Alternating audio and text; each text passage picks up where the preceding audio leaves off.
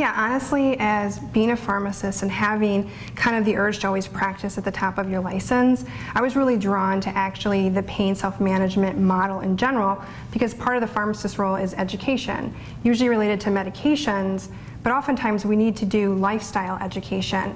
And so it's kind of in our wheelhouse.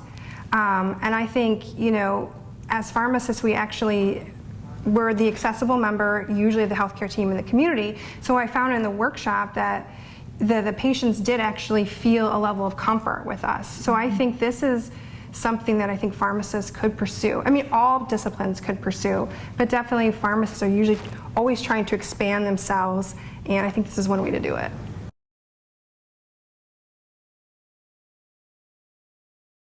Yeah, I think as pharmacists, well, really anybody in the healthcare field, lifelong learning is essential. It's how we grow and develop to be the best clinician for our patients possible.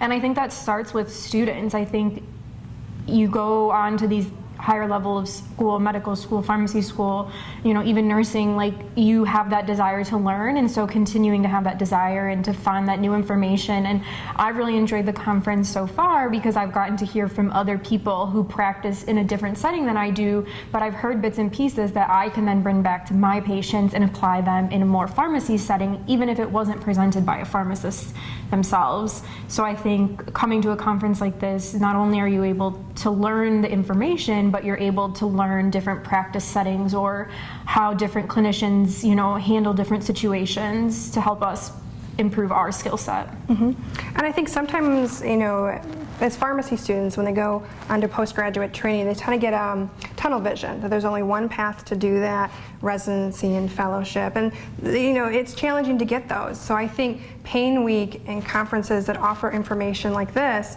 is another avenue to continue growing. And I think sometimes that's not communicated very well to graduates.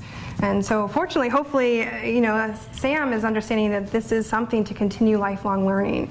Even after her residency ends, that this is an avenue for growing. And it's not just this, you know, two buckets, either residency or fellowship or going into retail pharmacy, right? That there is other ways to grow yourself, and this is one.